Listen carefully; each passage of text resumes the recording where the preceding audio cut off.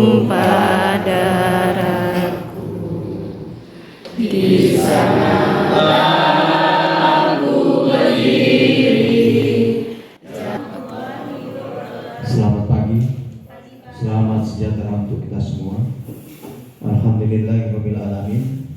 Wassalatu wassalamu ala asyrofil anbiya'i wal mursalin wa ala alihi washabihi ajmain. Amma ba'du. Segala puji bagi Allah, Tuhan semesta alam. Karena berkat karunia-Nya kita bisa berkumpul di SMA Negeri 4 Bagan Senembak, khususnya di lab komputer SMA Negeri 4 Bagan Senembak, yaitu dalam rangka mengadakan kegiatan in-house training atau IHT. Mohon maaf Pak Joko, kita baru pertama kali ini mengadakan kegiatan di sekolah. Sebelumnya kita sering mengadakan kegiatan di luar, baru pada tahun ini baru kita bisa melaksanakan. Dan salawat serta salam kita riakan kepada Nabi besar Muhammad SAW. Allahumma shalli ala sayyidina Muhammad wa ala ali sayyidina Muhammad. Yang saya hormati Bapak Dr. Andes Joko Mahendro MM. Beliau adalah wakil kepala sekolah urusan kurikulum di SMA Negeri 8 Pekanbaru. Pengalaman beliau untuk memberi materi sudah sangat mumpuni, sehingga saya punya inisiatif. Kebetulan ada rekan guru kita yang dulunya pernah mengabdi di sana, maka saya minta untuk menghadirkan beliau Pak Joko ini untuk memberikan materi in-house training ini. Ada beberapa materi termasuk telaah silabus, pembuatan RPP dan sebagainya, sampai pada evaluasi. Kalau ada waktu sampai analisis Pak Joko ya, kalau ada waktu. Dan nanti beli, karena di materi itu ada kalau dibilang teaching atau apa itu Pak? Ya micro teaching. Jadi nanti mungkin sampel saja ya dari RPP yang Bapak Ibu susun. Kita akan buat micro teaching mungkin 1 atau 2 orang gitu, supaya lebih memahami ya materi yang nanti disajikan oleh Pak Joko. Ibu Bapak yang saya hormati ya, mudah-mudahan awal kegiatan ini menjadi langkah-langkah berikutnya untuk kita mengadakan kegiatan agar pemahaman kita tentang ya, administrasi mengajar kita dari silabus RPP sampai kita mengajar sampai evaluasi semakin bagus, semakin berkembang ya, dan membuat kita menjadi guru yang lebih profesional. Itu yang kita harapkan. Dari guru yang lebih profesional menghasilkan anak-anak yang nantinya akan bisa mencapai cita-cita yang diinginkan. Amin. Ya. Outputnya itu yang sangat penting. Input bolehlah, ya, seperti sudah sering saya katakan, input bolehlah tidak bagus, tapi outputnya, output untuk menghasilkan output yang bagus, maka yang paling dominan adalah menjadi ujung tombak supaya output kita bagus adalah guru. Biar bagaimanapun para sekolah ini ya manajemen mengatur semua, supervisor dan sebagainya, administrator dan sebagainya ya, gitu. Jadi itu Pak Joko ya, selamat datang di sini Pak ya, mudah-mudahan tidak bosan juga nanti kalau kita undang lagi ya Pak. Kebetulan tadi saya sempat ngobrol sama Pak Joko, kalau seandainya kegiatan ini dilaksanakan minggu depan mungkin lebih bagus lagi, karena beliau dalam jangka waktu dekat ini Pak ya, kan Selasa akan berangkat ke Bogor. Kebetulan beliau akan mengikuti pelatihan apa itu Pak? TOT supervisi kurikulum. Jadi kalau minggu depan kita adakan mungkin lebih mantap. Artinya materi yang disajikan oleh beliau akan lebih mengena sama kita. Jadi Bapak yang saya hormati, tidak memperpanjang lebar, dengan mengucapkan Bismillahirrahmanirrahim. Acara in-house training untuk peningkatan kompetisi guru di SMA Negeri 4 Bagan Selembak dengan ini dibuka. Terima kasih saya ucapkan. Wabillahi taufiq wal hidayah. Assalamualaikum warahmatullahi wabarakatuh. Bismillahirrahmanirrahim. Alhamdulillahirabbil alamin. Wassalatu wassalamu ala asyrofil anbiya'i wal mursalin wa ala alihi wa sahbihi rasulillahi ajma'in.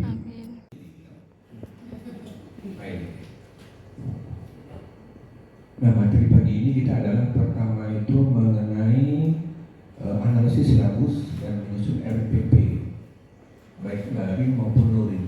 Kalau yang luring mungkin kita sudah terbiasa, sudah kita pakai. Kemudian nantinya itu ada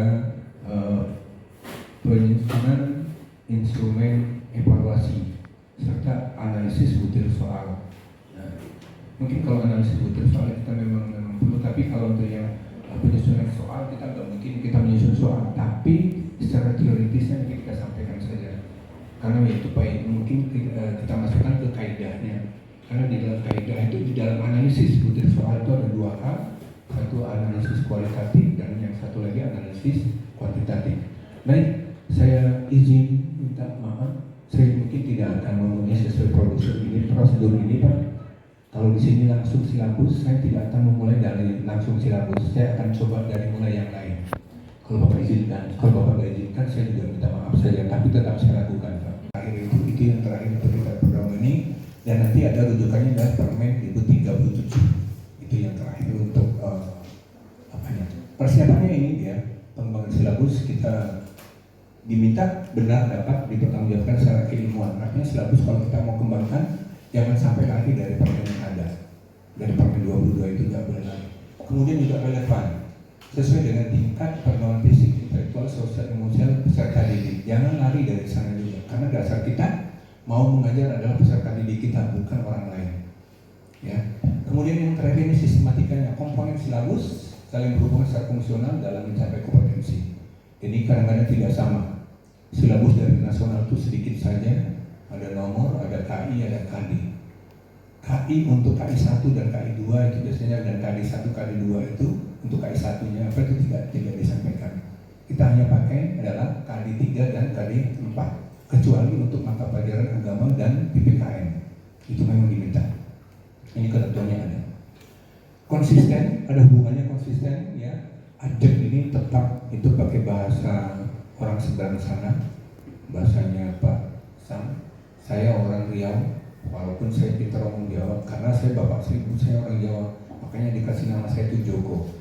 Coba kalau saya dikasih nama Jaka, jadi orang Sunda saya. Kalau dikasih nama Bujang, kan sama saja itu kan, Bujang, Joko, Jaka, sama aja itu. Jadi sampai sekarang saya juga masih Joko, agak berganti-ganti Pak. Tapi saya sudah punya istri. 311 berarti itu sudah masuk dalam C5. C5 atau C4 ya? 31 C2. Kalau C4 itu sudah mempresentasikan berarti sudah C3. Kalau nanti sudah evaluasi berarti itu sudah masuk C4.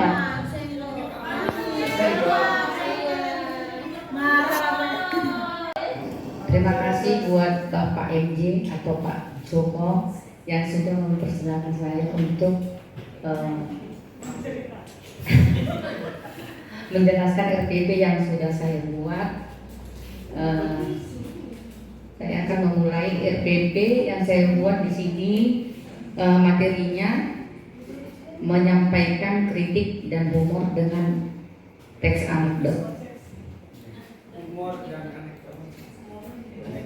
Nah, di situ kompetensi inti dan kompetensi dasarnya yang dibuat di situ hanya inti sama KD 3 dan KD 4. Nah, kompetensi dasarnya di situ 35 mengevaluasi teks anekdot dari aspek makna itu yang salah apa?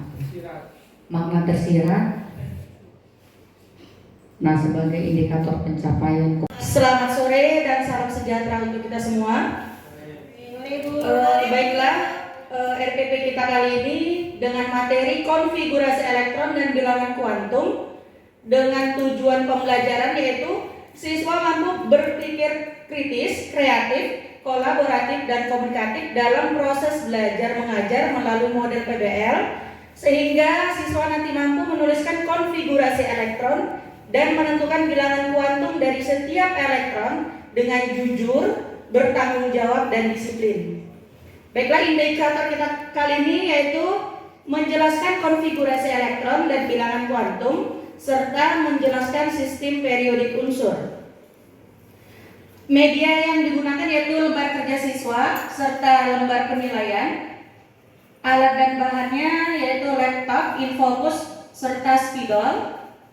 Sumber belajarnya yaitu internet, buku pegangan siswa yaitu Unggul Sudarno, buku kimia untuk SMA kelas 10,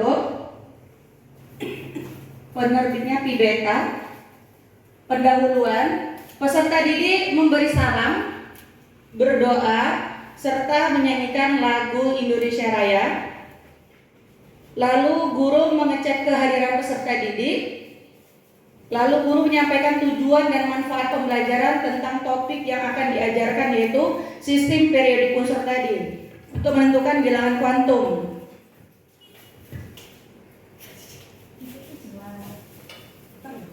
Perlu.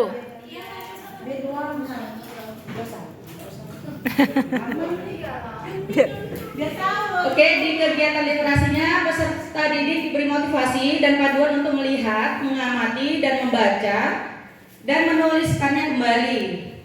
Lalu di critical thinking-nya, guru memberikan kesempatan untuk Sejahtera untuk kita semua. Alhamdulillah. Alhamdulillahirabbil alamin. Kegiatan ini bisa berjalan dengan baik. Pertama, narasumbernya memang sangat baik. Yang kedua, pesertanya sangat proaktif. Saya hanya mendengar saja tadi, mau masuk nggak boleh, nggak enak. Ya? Sebenarnya pengen melihat kegiatan gimana. Kenapa mesti harus malu? Selawat serta salam kita diakan kepada junjungan alam Nabi Muhammad SAW. Kegiatan ini untuk selanjutnya harus kita agendakan. Jadi di samping kegiatan nanti MGMP yang mudah-mudahan akan terus berjalan nantinya karena situasi pandemi yang sudah PPKM-nya sudah semakin mau mencapai titik nol dari saat 4, 3, 2, 1 dan sampai mau ke titik nol. Mudah-mudahan pembelajaran tatap muka bisa berjalan lagi seperti keadaan normal seperti dulu, meskipun 3M masih harus kita laksanakan. Kadang-kadang saya kalau berangkat ke sekolah, ya, terus lupa masker itu kayak ada yang hilang gitu, Pak. Iya, apa ya yang hilang ini? Oh iya, lupa masker. Tapi kalau udah perjalanan jauh, kebetulan saya ada stok masker di mobil. Nah, itu saya pakai. Jadi karena sudah kebiasaan kita pakai masker, kalau kita lupa, ya, udah pakai sepatu, lupa, kayak ada yang hilang. Jadi kebiasaan-kebiasaan itu sebetulnya cukup bagus, ya, mengurangi kita terpapar dengan virus-virus atau bakteri-bakteri, terutama yang disebabkan oleh polusi-polusi udara itu. Jadi dengan pakai masker, apalagi perjalanan Bapak Ibu yang cukup jauh dari Bagan Batu dengan kondisi jalan yang kadang-kadang panas, ya, berdebu dan sebagainya. Jadi pada kesempatan ini sebelum saya tutup, saya mengucapkan banyak terima kasih kepada Pak Joko. Mudah-mudahan kita bisa jumpa lagi nanti insya Allah, ya, kalau kita diberi umur panjang untuk mengisi kegiatan-kegiatan yang berhubungan dengan pembelajaran, ya, atau proses belajar mengajar dan hal-hal yang lain kita banyak harus menimba ilmu dari Pak Joko dan juga sekolahnya terutama yang harus perlu kita gali. Mungkin kalau kita ada kesempatan kita bisa studi banding di sana. Mengapa SMA 8 bisa demikian? Tadi sudah ada gambaran memisahkan, memilahkan siswa yang 50%. Itu gambaran yang cukup bagus. Kita belum pernah terpikir ke situ, Pak. Mudah-mudahan pengalaman yang disampaikan oleh Pak Joko akan kita tiba dan kita bisa melaksanakan. Tapi itu tadi syaratnya. Kita harus mengajar itu dengan ikhlas, jangan mikir kapan ya tanggal muda. Guru-guru kita ini, Pak, kalau udah tanggal 1 udah sibuk. Kita kadang-kadang pegawai, Pak, ya, belum gajian Pak tanggal 1, Pak, ya. Iya. Guru-guru PN ini belum tentu gajian tanggal 1, tapi guru di sini, Pak, sangat hebat. Tanggal 1 bahkan kalau tanggal 1 libur, minggu 31, Pak. Tanggal 30 udah gajian. Ini hebatnya. Tapi ingat, keikhlasan kita memberikan ilmu, mentransfer ilmu, ya. Terus teknik-teknik yang mungkin tadi sudah disampaikan oleh Pak Joko, itu Bapak Ibu laksanakan. Jadi dengan kita ikhlas mengabdi untuk anak bangsa ini, insya Allah rezeki itu tak lari kemana, Pak. Rezeki itu. Ya. Jadi Ibu Bapak yang saya hormati, Pak Joko juga, sekali lagi terima kasih atas partisipasi Bapak dan juga terima kasih pada Ibu Bapak yang sudah mengikuti proses IHT ini dengan baik. Mudah-mudahan nantinya bisa dipraktekkan dalam kegiatan kita atau dalam proses belajar mengajar kita. Demikian mungkin yang bisa saya sampaikan pada kesempatan ini. Dengan mengucapkan alhamdulillahirabbil alamin, kegiatan IHT peningkatan kompetensi guru SMA Negeri 4 tahun pelajaran 2021-2022 dengan ini saya tutup.